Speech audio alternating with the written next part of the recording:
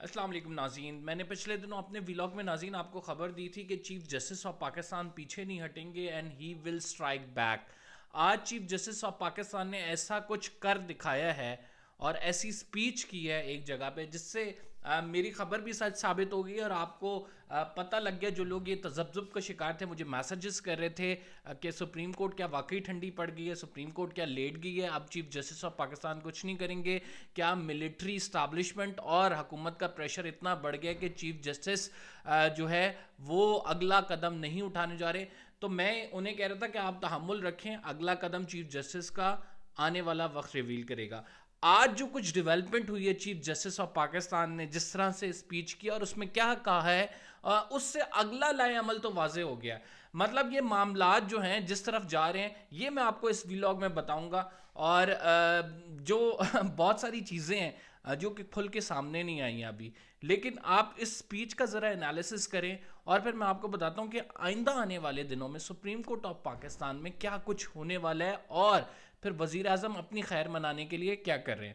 اگر آپ نے چینل کو سبسکرائب نہیں کیا سبسکرائب کر لے، بیل کا آئکن ضرور دبائیں. فیس بک پہ کامنٹس آپ کرتے ہیں میں ریڈ کرتا ہوں، مجھے بہت سارے ان باکس بھی آئے ہوئے ہیں، ان کو بھی میری کوشش ہوتی ہے جواب دوں. چیف جسٹس جو ہے وہ آج کھل کر بولے ہیں. ایک صحافی نے چیف جسٹس آف پاکستان سے سوال کیا کہ آپ کے خلاف پروپیگنڈا ہو رہا ہے. جب وہ فنکشن چھوڑ کے جا رہے تھے اقلیتوں کے حقوق کے حوالے سے ایک سیمینار تھا، اس میں چیف جسٹس آف پاکستان نے خطاب کرنا تھا، اور اس خطاب کے بعد چیف جسٹس جیسے ہی روانہ ہونے لگے تو صحافی نے پکڑ لیا کہ آپ کے خلاف پروپیگنڈا ہونے لگا. تو چیف جسٹس نے خاموشی سے اشارہ کیا لبوں کی طرف اور پھر اس کے بعد مسکرائے اور پھر چلے گئے. اور اس کا ایک جو مطلب ہے وہ بڑا واضح ہے کہ چیف جسٹس خاموشی سے یہ واردات ڈالنے لگے. کون سی واردات بڑی کیٹیگوریکلی انہوں نے اپنی سپیچ میں بتا دی.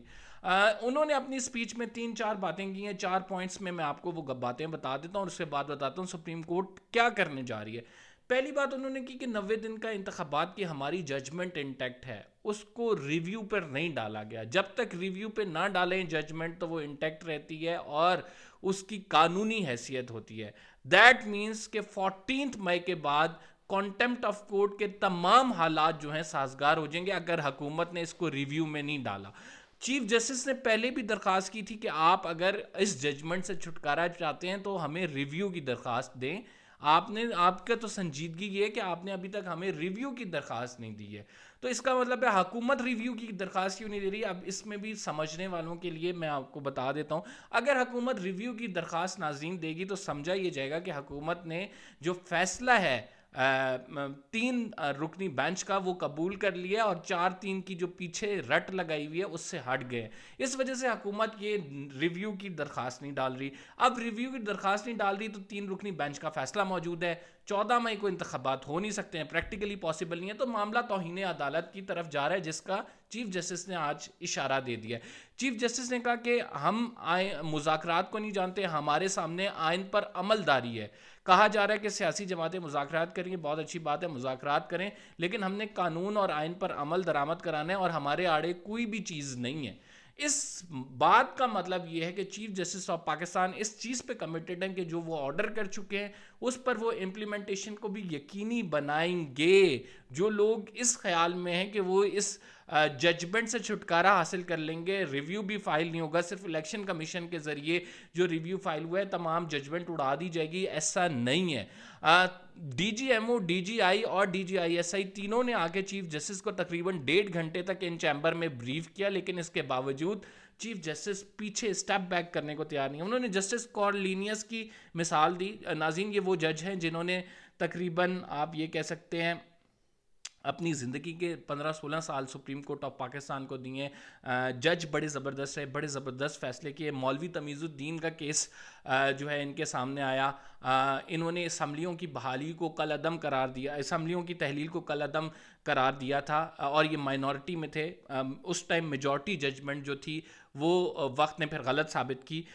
پھر انہوں نے بڑے زبردست فیصلے کیے ہیں اور تاریخ میں جب یہ اپنی کرسی سے اترے ہیں تو ان کے پاس کوئی اثاثے نہیں تھے. آج جسٹس عمر عطا بندیال نے جسٹس کارلینیس کی مثال دی ہے اور کہا ہے کہ ہمارے سامنے ویسے جج ہیں جو کہ آئین پر عمل داری کرتے تھے، اور انہوں نے کہا کہ ہم آئین پر عمل داری کرتے ہوئے کوئی جھجک محسوس نہیں کریں گے.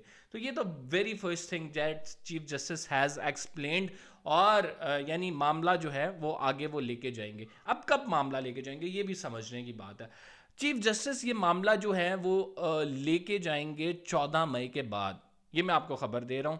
اس کی وجوہات یہ ہیں کہ 14 مئی کا تو ٹائم موجود ہے کہ آپ نے 14 مئی تک الیکشن کرانے ہیں. اگر 14 مئی کا ٹائم سپین جو ہے اس سے گزر جاتا ہے، آگے چلا جاتا ہے، تو اس کا مطلب ہے کہ اب عدالتی حکم کو وائلیٹ کیا گیا، اس دن الیکشن نہیں ہوئے، تو اب توہین عدالت کی کارروائی بنتی ہے. اس سے پہلے کیا کچھ ہو سکتا ہے؟ اس سے پہلے یہ ہو سکتا ہے کہ مذاکرات کی ایک اور کوشش حکومت کی جانب سے کی جائے، چونکہ تحریک انصاف کہہ چکی ہے یہ میننگ لیس ہے، ہم نے نہیں کرنے. لیکن آج جو ہے وہ قمر الزمان کائرہ نے ایک بات ریویل کی ہے، اور وہ بات کیا ہے؟ وہ یہ کہتے ہیں کہ ہمارا جون میں بجٹ دینے کے بعد جولائی پہ کنسنسس ہو گیا تھا کہ ہم تمام لوگ جو ہیں جولائی میں اسمبلی تحلیل کریں گے. بات اس صرف چیز پہ اڑی، وہ کہہ رہے تھے کہ ہم جولائی کے پہلے ہفتے میں اسمبلی تحلیل کریں، لیکن ہم یہ کہہ رہے تھے کہ جولائی کے آخری ہفتے میں اسمبلی تحلیل ہونی چاہیے. تو مڑ توڑ کے کیا معاملہ مذاکرات پہ آنا ہے؟ چیف جسٹس کا ڈنڈا تیار ہے، وہ ڈنڈا چل جائے گا اگر مذاکرات کے لیے یہ لوگ نہ بیٹھے. اگر اور تحریک انصاف کہہ رہی ہے کہ ہم نے مذاکرات کے لیے بیٹھنا نہیں ہے. تحریک انصاف نے اپنا ریلیز کا شیڈیول بھی اناؤنس کر دیا ہے، پوری الیکشن کی تیاری کر رہی ہے، پیچھے سے چیف جسٹس کا ڈنڈا ہے. ہاں اس سائڈ پہ دو پاور ضرور کھڑی ہیں، پارلیمنٹ اور اسٹیبلشمنٹ، لیکن کیا عوام پاکستان اور چیف جسٹس پاکستان کی سب سے بڑی سیاسی جماعت، ان دونوں کی آپس میں ٹکر جیتے گا کون؟ یہ تمام لوگ جو ہیں اس چیز کو دیکھ رہے ہیں اور اس چیز کو اینالائز کریں، کیونکہ ایسا کانسٹیٹیوشنل کرائسس پاکستان کی پوری ہسٹری میں نہیں آیا.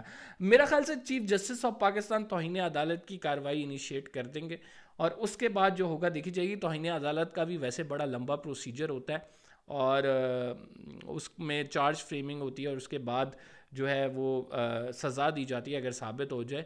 لیکن اس سے پہلے کیا کچھ ایسے حالات بنیں گے کہ معاملہ ریزالو ہونے جائے؟